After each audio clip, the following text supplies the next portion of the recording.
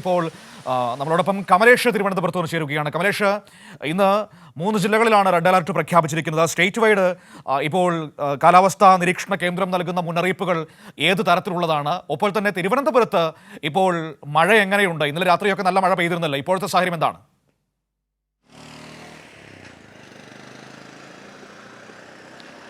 മനു, തിരുവനന്തപുരത്ത് ഇപ്പോഴും കനത്ത മഴ തന്നെയാണ് രാവിലെ തൊട്ട് ഉണ്ടായിരുന്നത്. ഇപ്പോൾ അല്പം ശമനമുണ്ട്.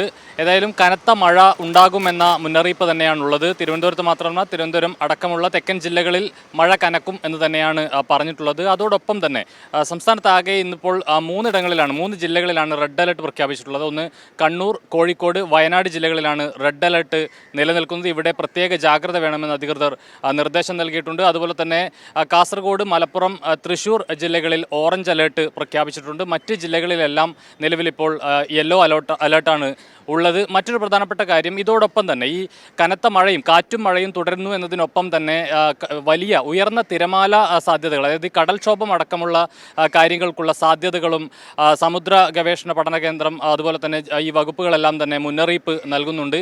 ഇവിടെ ജില്ലയിലെ പ്രത്യേക തീരങ്ങളിൽ ഉൾപ്പെടെ ഈ റെഡ് അലർട്ട് പ്രഖ്യാപിക്കുന്ന സാഹചര്യമുണ്ട്. അതുമായി ബന്ധപ്പെട്ടിപ്പോൾ തിരുവനന്തപുരത്താണെങ്കിൽ, അതായത് കേരള തീരത്ത് നാളെ 28-ാം തീയതി രാത്രി 8:30 വരെ ഉയർന്ന തിരമാലയ്ക്കുള്ള സാധ്യതയാണ് പറയുന്നത്. ഏതാണ്ട് 4 മീറ്റർ ഉയരത്തിൽ തിരമാലകൾ വീശിയടിക്കാനുള്ള അല്ലെങ്കിൽ ഉയർന്ന് പൊങ്ങാനുള്ള ഒരു സാധ്യത അധികൃതർ മുന്നറിയിപ്പ് നൽകുന്നു. അതുകൊണ്ട് തന്നെ ചില തീരപ്രദേശങ്ങളിലാകെ തന്നെ റെഡ് അലർട്ട് പ്രഖ്യാപിച്ചിട്ടുണ്ട്. തിരുവനന്തപുരത്താണെങ്കിൽ അത് കാപ്പിൽ മുതൽ പൊഴിയൂർ വരെയാണ് റെഡ് അലർട്ട് പ്രഖ്യാപിച്ചിട്ടുള്ളത്. കൊല്ലത്ത് ആലപ്പാട് മുതൽ ഇടവ വരെ റെഡ് അലർട്ടാണ് തീരപ്രദേശങ്ങളിൽ. അതോടൊപ്പം ആലപ്പുഴയിൽ ചെല്ലാനം മുതൽ അഴീക്കൽ ജെട്ടി വരെയുള്ള പ്രദേശങ്ങൾ റെഡ് അലർട്ട് നിലനിൽക്കുന്ന സ്ഥലങ്ങളാണ്. ഇവിടങ്ങളിൽ പ്രത്യേക ജാഗ്രത പാലിക്കണമെന്ന് മത്സ്യത്തൊഴിലാളികൾക്കും തീരദേശവാസികൾക്കുമെല്ലാം മുന്നറിയിപ്പ് നൽകിയിട്ടുണ്ട്. ചെറുവള്ളങ്ങളും ബോട്ടുകളും ഒന്നും തന്നെ കടലിൽ ഇറക്കരുത് എന്ന കർശനമായ മുന്നറിയിപ്പുണ്ട്. ഈ തീരത്തുള്ളവർ ഏതെങ്കിലും തരത്തിലുള്ള പ്രയാസങ്ങളുണ്ടെങ്കിൽ കടൽ കയറുകയോ അല്ലെങ്കിൽ ശക്തമായ തിരമാല വീശിയടിക്കുകയോ ഒക്കെ ചെയ്യുന്ന സാഹചര്യമുണ്ടെങ്കിൽ അധികൃതരുടെ നിർദ്ദേശം അനുസരിച്ച് മറ്റിടങ്ങളിലേക്ക് മാറി താമസിക്കണമെന്നതടക്കമുള്ള നിർദ്ദേശങ്ങൾ ഇപ്പോൾ തന്നെ നൽകിയിട്ടുണ്ട്. ജാഗ്രത പാലിക്കണം എന്നുള്ളത് തന്നെയാണ് വളരെ പ്രധാനപ്പെട്ട കാര്യം. ഏതായാലും മഴ ഇപ്പോൾ തിരുവനന്തപുരത്ത് അല്പം ശമനമുണ്ട്. രാവിലെ തൊട്ട് പുലർച്ചെ തൊട്ട് തന്നെ കനത്ത മഴ തിരുവനന്തപുരത്തുണ്ട് എന്നുള്ളതാണ് നിലവിലെ സാഹചര്യം. മനു, ശരി, ഏതായാലും ആശങ്കപ്പെടുത്തുന്ന മഴ തിരുവനന്തപുരത്ത് പക്ഷേ ഇപ്പോൾ നേരിയ ശമനമുണ്ട്.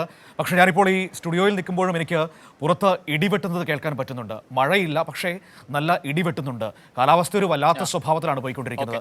ചിലപ്പോൾ മഴ, അതിൻ്റെ കൂടെ ശക്തമായ കാറ്റ്, ഇടിമിന്നൽ, ഇടിവെട്ടൽ, ഇതൊക്കെയാണ് സംഭവിച്ചുകൊണ്ടിരിക്കുന്നത്.